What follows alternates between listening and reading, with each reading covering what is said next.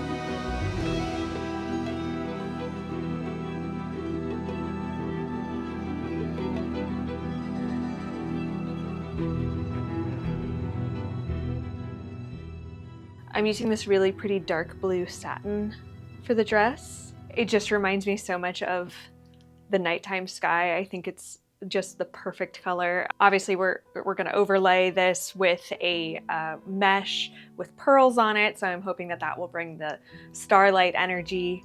As for a pattern, I just self-drafted on my dress form back there and went with a princess theme. I'm kind of waiting to see exactly how much fabric I have after doing the bodice and kind of over the hips and then the sleeves. And then yeah, we'll see how much fabric I have left and make a skirt out of it and see what I can get out of that. So yeah, kind of winging it. Like an Illyrian. Oh. I'll see myself out.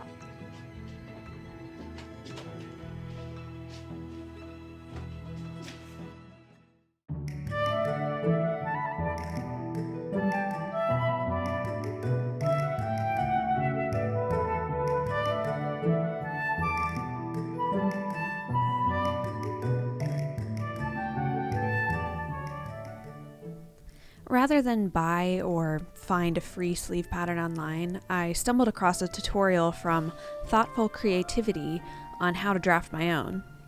So I followed along, only making a few adjustments, mainly to tighten the sleeve without making them so tight I couldn't get my hands through. And I'm quite pleased with how they turned out. Definitely recommend.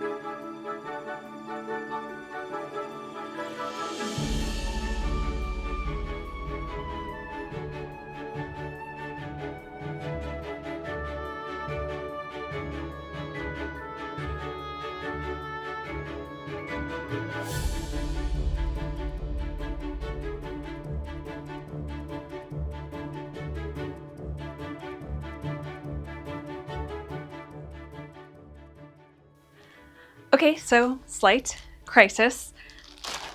This is not enough fabric. I didn't order enough fabric. It's so pretty though. This is the layer that's meant to go on top, the mesh with the pearl detail. I'll show it to you so you can envision what my vision was. Come in. Soup. Thanks. Okay, slightly less of a crisis now. Love you. Love you. Soup delivery. Maybe everything will be okay. Anyway, so you can kind of see the gradation of the pearls. It's from the waist or so, it would be fewer pearls, and then down to the bottom where the pearls increase, that's where it would pool like starlight. And then around the neckline too, it would kind of just be flipped and kind of go to the waist with a higher density of pearls, and down to the waist with fewer pearls. Alas, I have 2 days before I want this done, so I can't order more fabric. So I guess we're taking a trip to the fabric store.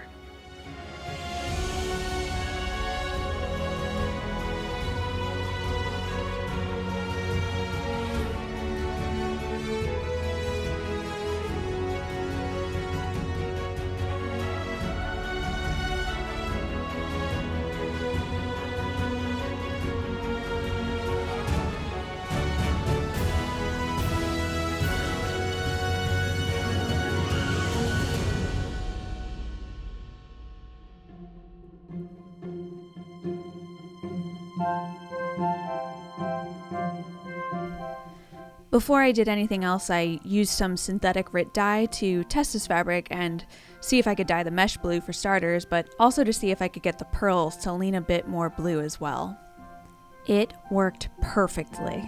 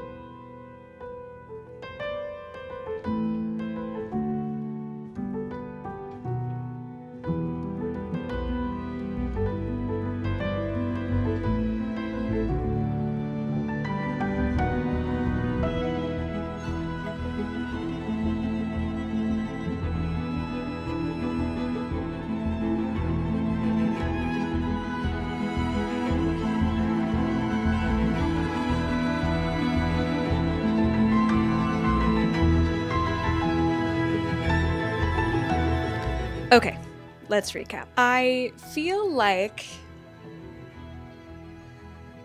this isn't my best work. I feel like I put myself under unnecessary pressure to complete this in time for the Celestial party I went to. I cut some corners, took some shortcuts, and am now currently wearing a dress that, although in theory I'm very happy with, in practicality, I don't know that I'll wear again, except for to make some Feyre Starfall TikToks, reels, and shorts. Really, other than that, I'm not sure that I would want to actually wear this out of the house. That said, it is a good backup for upcoming events like Fête du Fae, and any other balls I might want to go to this year. I feel like I am conveying Feyre.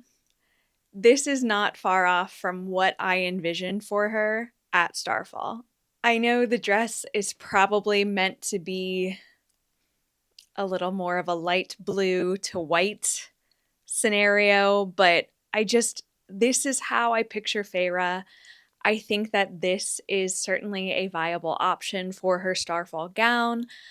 I'm proud of the light blue color I was able to dye onto the pearls. And if you agree or if you disagree, feel free to drop a comment. Let's discuss it. I would love to hear what you think about Feyre's dress and my attempted portrayal of it. Even though I'm happy with how it looks on camera and from far away, there's definitely a lot that I rushed and that will probably keep me from actually wearing this in the future.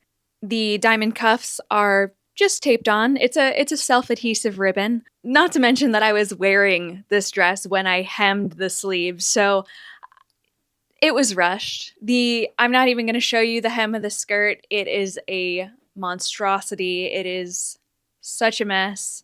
Not to mention it's too short in the front. That said, this was my first time adding a train to any gown or dress that I've ever made. So that was a fun experience. I learned a little bit along the way as I was doing that. I really like the way that the outer layer turned out. I didn't mock up this dress. Mistake number one. And then I didn't trust my pattern that I made on my mannequin, which is to my measurements.